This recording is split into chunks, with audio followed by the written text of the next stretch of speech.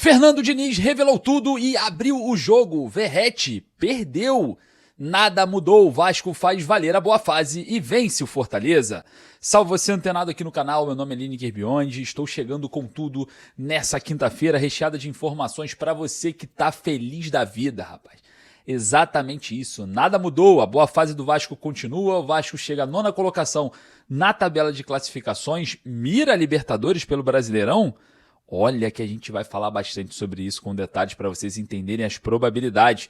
E também vamos falar sobre Fernando Diniz. Rapaz, Fernando Diniz abriu o jogo sobre Ryan, sobre Léo Jardim, sobre Paulo Henrique e muito mais, hein? Vocês vão acompanhar aqui a fala do treinador na coletiva. E claro, vamos falar muito sobre Vasco, tabela de classificações, futuro e muito mais.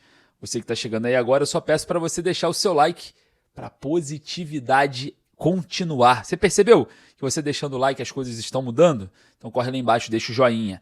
E você que não está inscrito, acabou de desembarcar aqui no canal do Torcedor do Vasco, corre ali embaixo e se inscreva. Botãozinho inscrito, inscreva-se ali embaixo. Você fará parte do canal que tem notícias diárias do Vasco de manhã, à tarde e à noite. Companhia diária com você aqui. Todos os dias nós trocamos essa ideia, trazendo muita informação e notícias para você, beleza?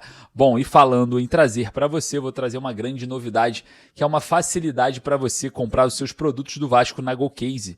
É isso mesmo, tá aqui, ó, botãozinho aqui embaixo.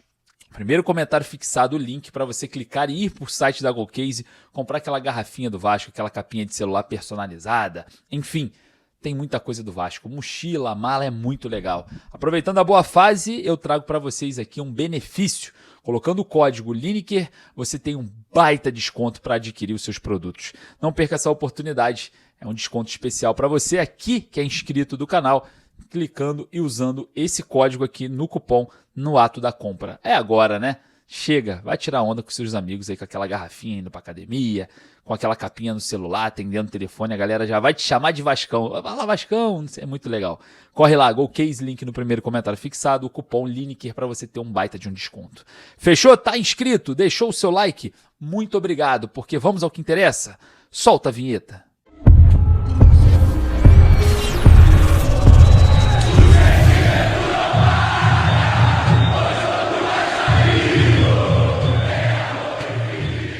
Fernando Diniz revelou tudo e abriu o jogo. Verratti perdeu. Nada mudou. O Vasco vence, convence e mantém a boa fase. Você que está chegando aqui no canal do Torcedor Vascaíno, seja bem-vindo. Deixe o seu like se você gostou da vitória do Vascão ontem. Eu quero ver a temperatura da galera no like. Vamos ver se realmente você está feliz com a vitória do Vascão. Bom, olha só, hein? O Vasco vence o Fortaleza ontem em uma partida em que tudo parecia que ia por água abaixo. Mas o momento negativo da partida pro Vasco foi o momento mais positivo.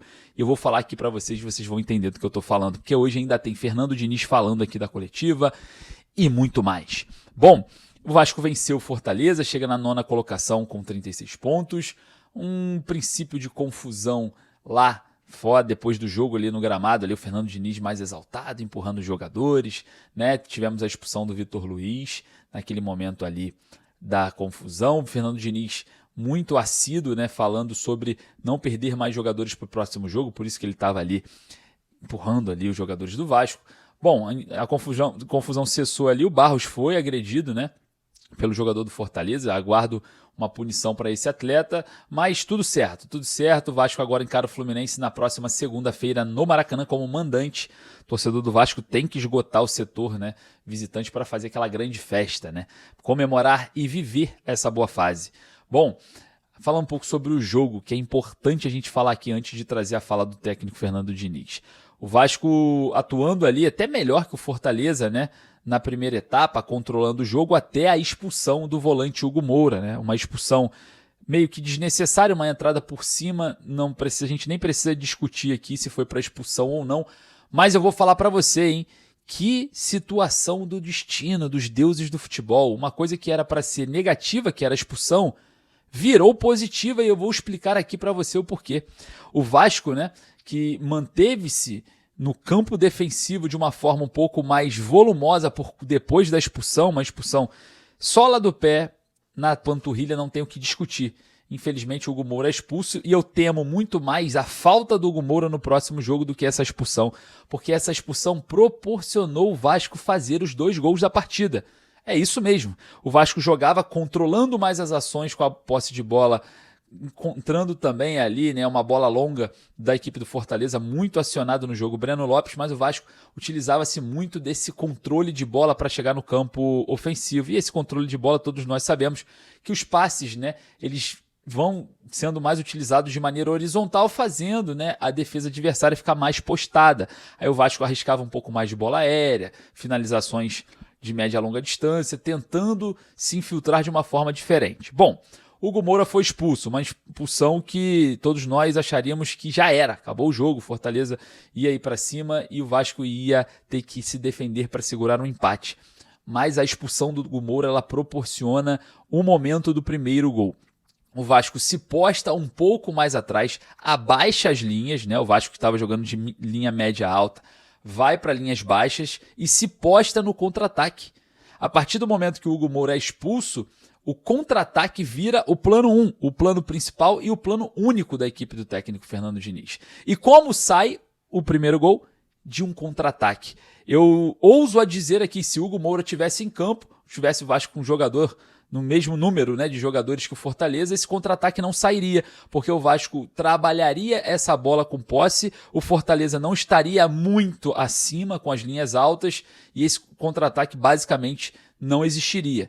Por conta da expulsão, da forma que o Vasco se postou e da forma que o Fortaleza avançou, o contra-ataque saiu e saiu o primeiro gol do Ryan, atacando a última linha, o jogador postado ali para enfrentar essa linha adversária, leva para a perna esquerda, arranca e finaliza com muita força, abrindo o placar. E eu ouso a dizer aqui, graças à expulsão do Hugo Moura, esse gol do Ryan, porque o Vasco muda a postura, o Fortaleza também, e proporciona contra-ataque para o Vasco praticamente o jogo inteiro. Observando esse cenário, o segundo gol também fala muito disso, o Fortaleza avançando a todo custo, o Vasco com uma escapada pela direita, bom passe ali para o Puma Rodrigues ir na linha de fundo, cruzar pro Ryan, o goleiro defender ali, interceptar esse cruzamento, a bola sobra pro David, colocar no cantinho ainda com desvio do goleiro, mais um gol de contra-ataque. Se o Fortaleza não tivesse com as linhas muito altas, esse contra-ataque também não existiria.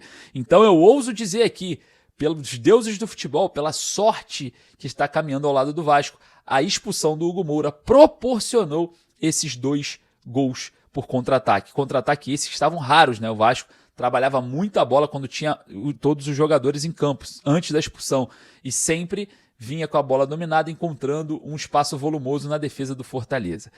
Essa expulsão do Hugo Moura foi uma isca para trazer o Fortaleza e abrir espaço para os contra-ataques.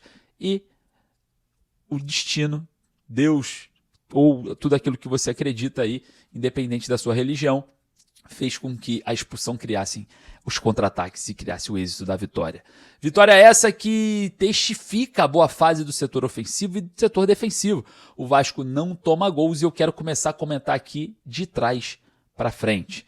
Goleiro Léo Jardim, muito bem na partida, fez grandes defesas ali, sempre é questionado em algumas saídas de bola, mas teve um momento, né, que o Barros chuta, a bola bate no travessão, que eu acho que ele poderia ter saído ali no Daverson, porque foi uma bola muito alta, mas uma nota 9 aí para o Léo Jardim, 9,5, por uma grande partida, grande defesa em momentos decisivos, salvando o Vasco.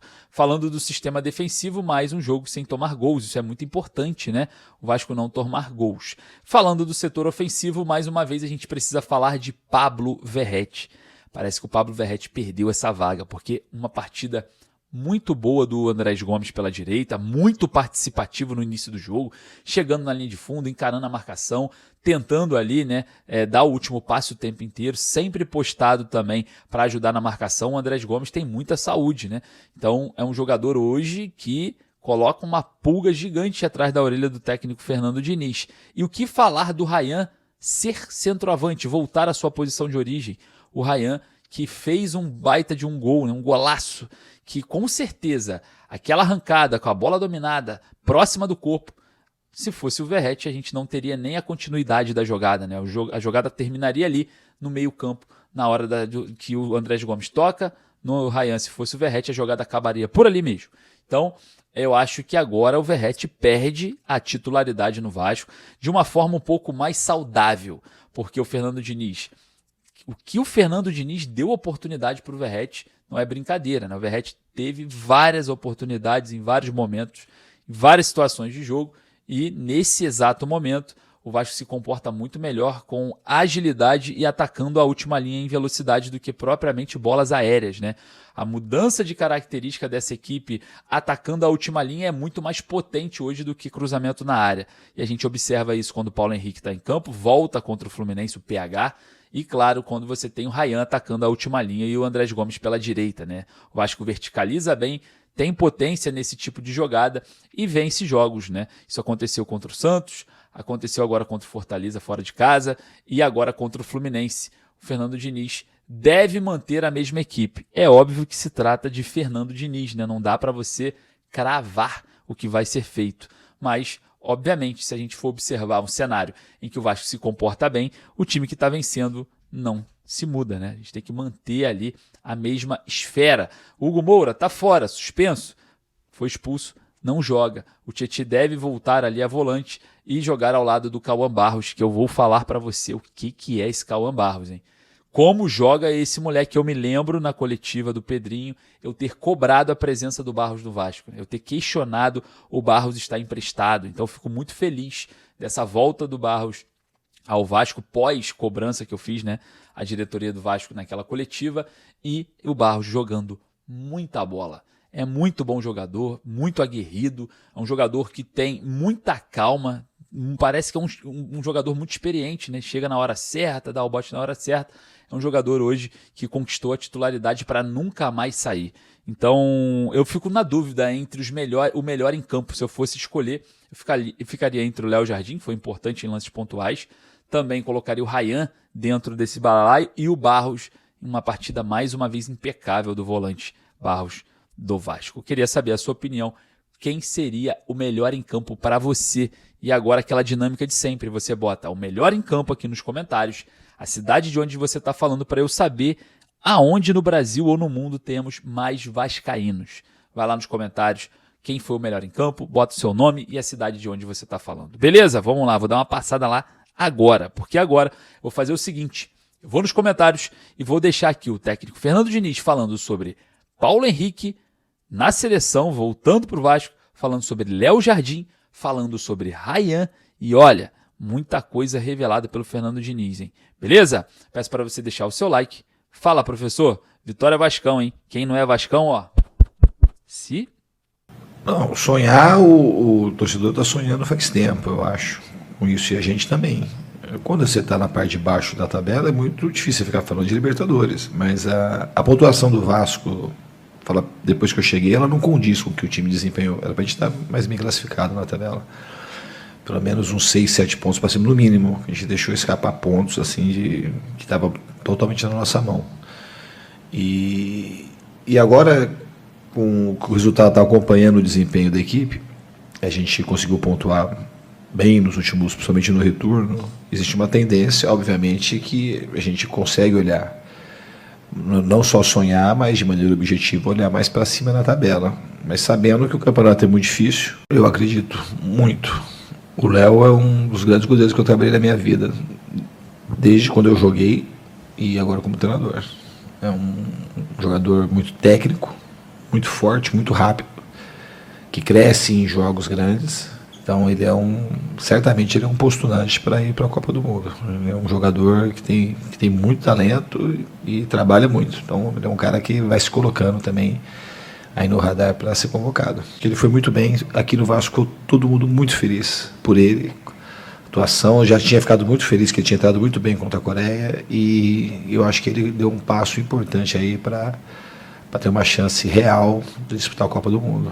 Aqui tem outros jogadores, eu acho que o Vasco vão se colocando em condição. O Coutinho é um, acho que o Ryan é outro, muito claramente para mim. É um jogador muito diferente. Considero ele talvez o atacante mais completo do futebol brasileiro. É um jogador que consegue jogar dos dois lados do campo, consegue jogar de 10, consegue jogar de 9, com a mesma desenvoltura. Um jogador grande, um jogador canhoto, um jogador rápido, um jogador jovem, um jogador que não precisa tomar distância da bola para chutar. Ele chuta de qualquer distância e acerta quase todas as bolas no gol. Um jogador que tem muita intimidade com o gol. Então ele é um atacante completo. O Ryan é um cara, para mim, que ele merece ser olhado com muito carinho pela seleção. Porque ele é muito talentoso e ele tem um potencial gigantesco.